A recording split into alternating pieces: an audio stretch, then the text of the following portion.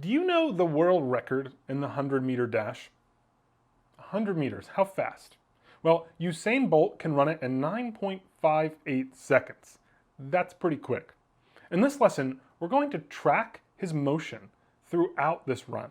So we'll learn to think really carefully about the change in distance over time. Let's dive in.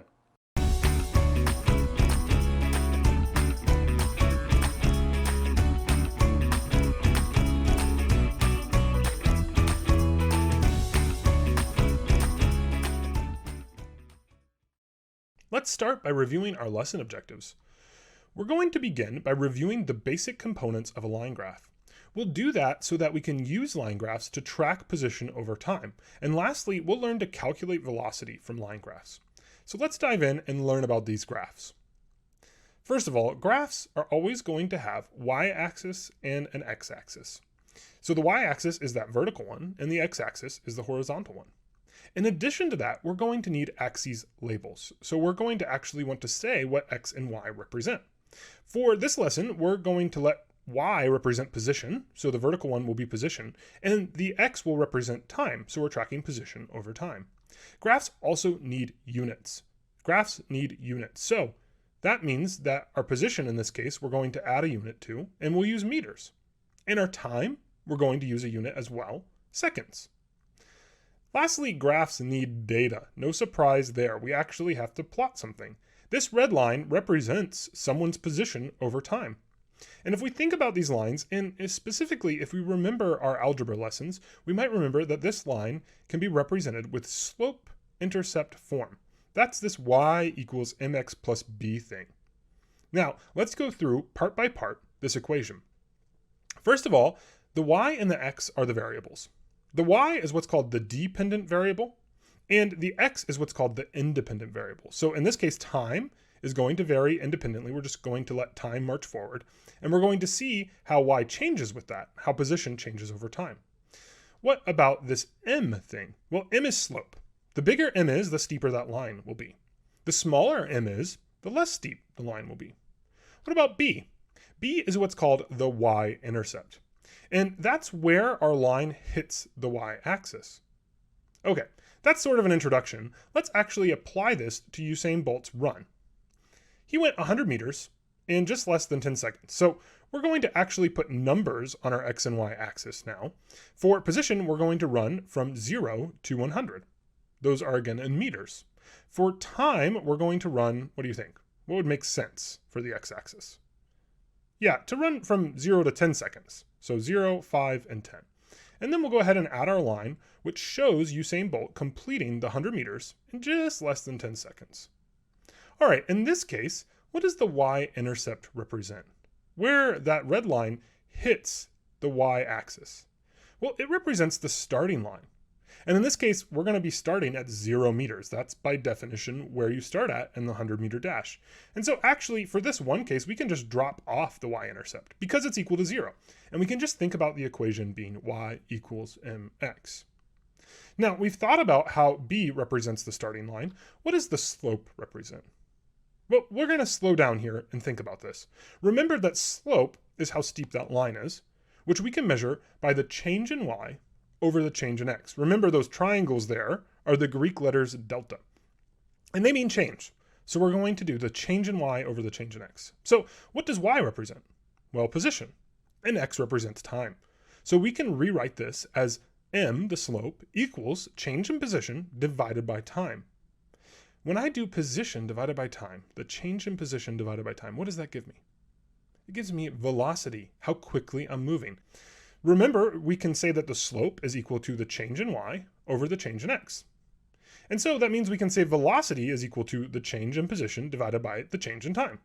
So we'll get 100 meters, that's how far Usain Bolt ran, and we'll divide that by 9.6 seconds here, rounding his running time just to the nearest tenth. So 100 divided by 9.6.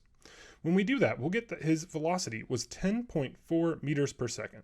That's really fast. So if Usain Bolt ran that for a whole mile, his mile time would be less than 3 minutes. Super fast. So here are two things to remember for a position versus time graph. First, the y-intercept is the starting position. That's always what it is. So that b there is always the starting position. The slope is velocity. The slope can always tell us how quickly we run. And now what that means when we look at our y equals mx plus b line, we can actually substitute in all these correct variables, and we get this equation.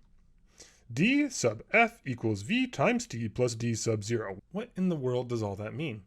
Well, d sub 0 represents our initial position, or our initial displacement. That's why it's a d. And that, remember, was the y-intercept, and so now we can represent it with a d sub 0 to be our initial position. What do you think d sub f represents? You guessed it, the final position. And v, velocity, specifically average velocity, the velocity over time. And t, lastly, represents time. Okay, if we take Usain Bolt's run and we put it into this form, we get that his final displacement is equal to 10.4 times t. And indeed, if you plug in t, his final time there, you'll calculate 100 meters as the final distance. Here's the thing though, at the start of a race, you aren't moving at all. You start out slower and then get faster and faster. In fact, it usually takes 30 to 40 meters to get up to speed. So what that means is our original graph wasn't very realistic. We need to instead think about position over time a little more carefully. We can make it slightly more realistic by using two separate line segments. In red here, we have one with a more gentle slope, right? It's not as steep. And that means that the velocity is less. So we start out here for the first 5 seconds, running a little slow, and then in the second 5 seconds, we get faster. And so that slope gets steeper. So this is a more accurate representation of position over time. Of course, we could use even more line segments to make it more and more accurate. Just like we saw before, we can use the slope to calculate velocity. So here we want to know what is the velocity for the first 5 seconds. The first thing we need to do is estimate the change in distance over that first 5 seconds. So we'll draw a line going to the y-axis, and we'll say that represents somewhere about 30 meters. So in the first 5 seconds, we go just 30 meters. To calculate velocity then, we want to do 30, that's the meters, divided by 5, that's the seconds. And what we get then is that for the first 5 seconds of the run, Usain Bolt might be moving at something like 6 meters per second, a little slower. And then he speeds up. So eventually Usain Bolt gets to speed, and now he's going to be running faster for the last 5 seconds. So what's the velocity for the last 5 seconds? Again, we can remember that velocity is just the change in distance divided by the change in time. Here we need to think a little bit more carefully about the change in distance since we're not starting at 0. The change in distance is always equal to the final displacement minus the initial displacement. Okay, so the final displacement is 100 meters, the end of the race. For this segment, for the red segment, what's the initial displacement? It's 30 meters, where we started, right? That second segment of 5 seconds. So we are going to calculate the change in displacement by doing 100 minus 30, which gives us 70 meters. Okay, and then we need to divide that 70 meters by 5 seconds to get the velocity. So 70 divided by 5 gives us 14 meters per second.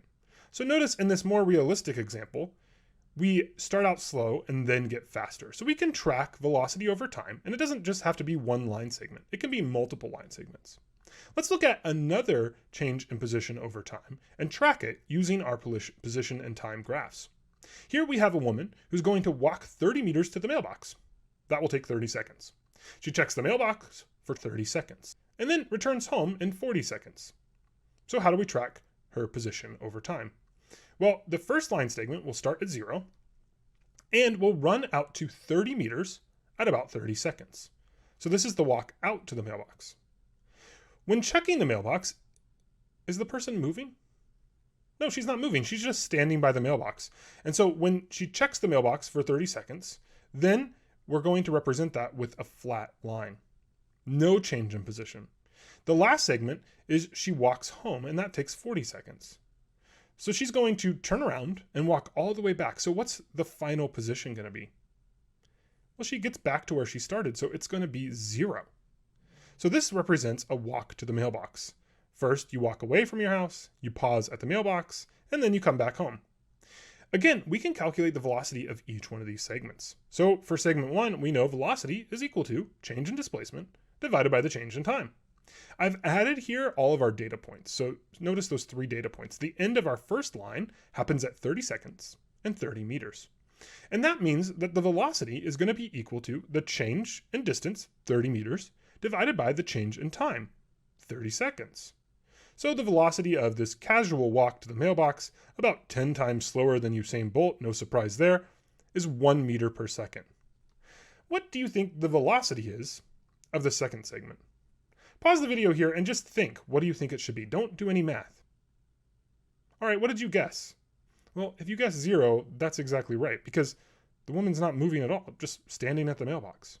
So velocity is equal to the change in displacement divided by the change in time. And here, the change in displacement is 0.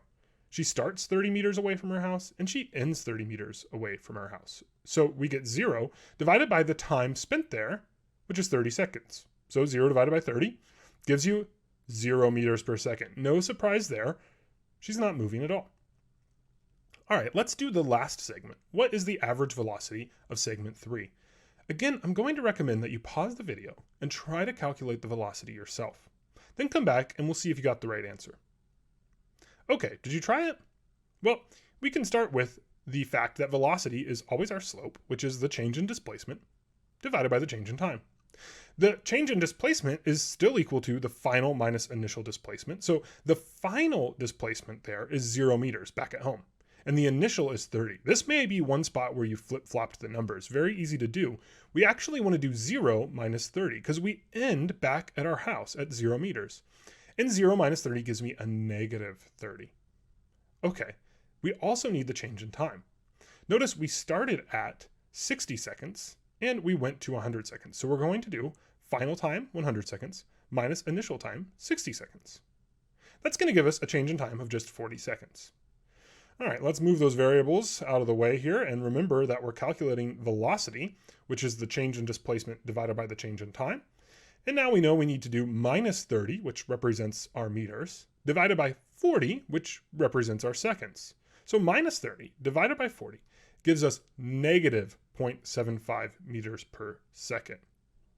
So the sign here tells us about our direction. When it's negative, we know we're walking backwards, and when it's positive, we're walking forwards. Let's summarize what we've learned. We've reviewed the basic components of a line graph. There we saw that we needed axes labels, that we needed units and data. Then we used these line graphs to track position over time, where we saw that slope represented velocity and the y-intercept represented your starting position. Lastly, we learned to calculate velocity from line graphs by using the fact that the slope is equal to the change in displacement divided by the change in time. Hey, hey!